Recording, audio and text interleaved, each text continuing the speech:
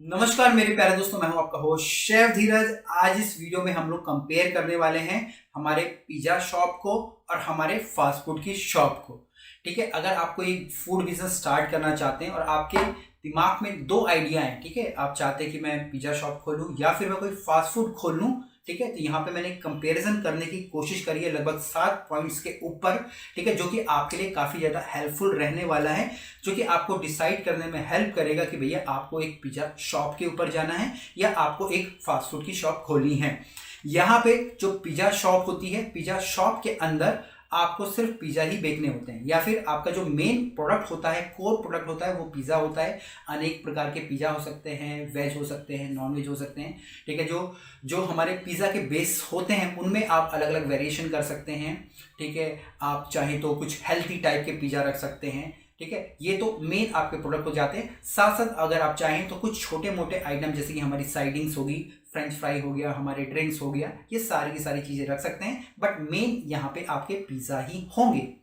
दूसरा, अगर मैं फास्ट फूड की बात करूं तो फास्ट फूड के अंदर आपका सब कुछ आ जाएगा। ठीक है, आप पिज्जा भी बेचेंगे, आप सैंडविच भी बेचेंगे, आप ड्रिंक्स भी बेचेंगे, आप फ्रेंच फ्राई भी बेचेंगे। ठीक है, आप छोटे मोटे चाइनीज के आइटम भी ऐड कर सकते हैं, कॉन्टिनेंटल के जो स्नैक्स के आइटम है, चिकन नगेट्स वगैरह हो गया, चिकन कटलेट, क्रोकेट, ये सारी की सारी चीजें ऐड कर सकते हैं। ठीक है, तो ये आपकी फास्ट फूड की शॉप कहलाती है। इसके बाद आपको मैं यहाँ पे कंपैरिजन देने वाला हूँ। ठीक है, सबसे पहले मैं स्पेस की बात करूंगा। ठीक है, दोनों ही फॉर्मेट के अंदर, चाहे पिज्जा हो या फास्ट फूड हो, लगभग आपको 500 स्क्वायर फीट की आवश्यकता पड़ेगी ही पड़ेगी। ठीक है, क्योंकि यहाँ पे जो इन्वेस्टमेंट होने वाली है, ठीक है, वो लगभग 8 से 10 लाख और 10 लाख प्लस आप हो सकते हैं। ठीक है ना, मिनिमम 8 लाख आपके लग जाते हैं, चाहे आप पिज्जा शॉप खोल लीजिए या फास्ट फूड शॉप खोल लीजिए, क्योंकि इन दोनों के जो इक्विपमेंट है, इंटीरियर है, सेम ही हो सकता है। ऐसा नहीं कि आपको कुछ अलग ही करना है। इवन जो इनके इक्विपमेंट होते हैं, जो फास्ट फूड और पिज्जा के अंदर लगते हैं, लगभग लगभग सेम ही लगते हैं। ठीक है, अगर मैं फास्ट फूड की बात करूं तो अगर आपने उसमें पिज्जा रखा है तो आपको जो पिज्जा का ओवन है वो लेना ही पड़ेगा, सैंडविच ग्रिल लाना ही पड़ेगा। ठीक है, जो ड्रिंक्स के लिए आपको जो ब्लेंडर्स वगैरह लाने ही पड़ेंगे, तो इन्वेस्टमेंट भी लगभग सेम सेम ही हो जाती है। आप मिनिमम 8 से 10 लाख और 10 लाख प्लस मैंने इसलिए बोला, अगर आप थोड़ा जो इंटीरियर है बाहर का ज़्यादा अच्छा करवाना चाहते हैं, एसी लगवाना चाहते हैं, सिटिंग को अच्छा से थोड़ा और करना चाहते हैं, अपने इंटीरियर पे थोड़ा और पैसा खर्च करना चाहते हैं, अपने आप को एक ब्रांड के तौर पे दिखाना चाहते हैं, तो लगभग लगभग इन्वेस्टमेंट हमारी यहाँ पे सेम ही रहती है।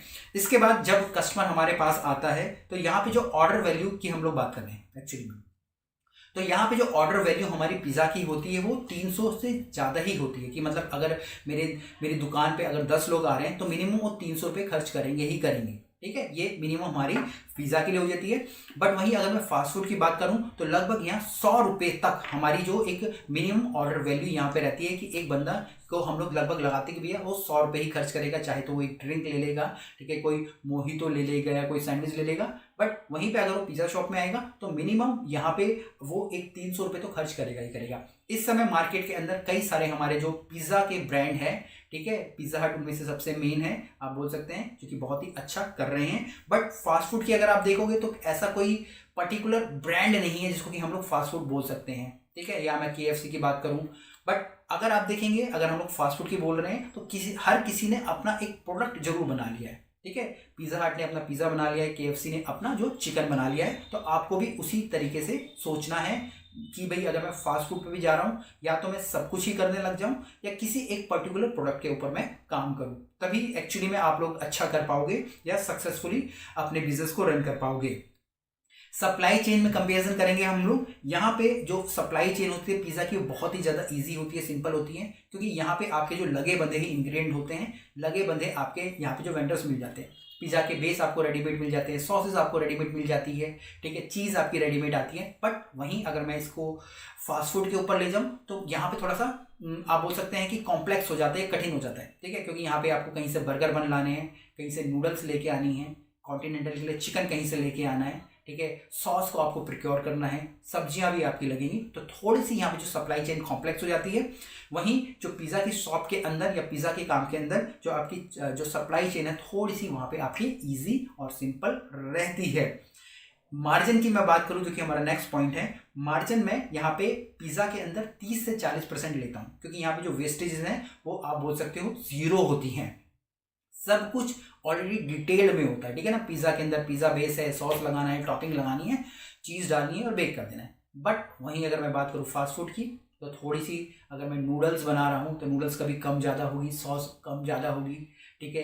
पोर्शन थोड़े कम ज़्यादा होंगे, कभी 150 ग्राम नूडल्स देनी है तो 200 ग्राम चली जाएगी, या कभी 80 ग्राम ही चली जाएगी, ठीक है। तो इस प्रकार से गड़बड़ होती है। तो यहाँ पे जो मार्जिन रहते हैं हमारे पिज़्ज़ा शॉप में वो लगभग 30 से 40% रहते हैं। बट वहीं अगर मैं फास्ट फूड की बात करूं तो मार्जिन जो होते हैं वो 20 से 30% ही रह जाते हैं या कम होते हैं, अगर मैं कंपेयर करूंगा हमारी किससे, हमारी पिज़्ज़ा शॉप से।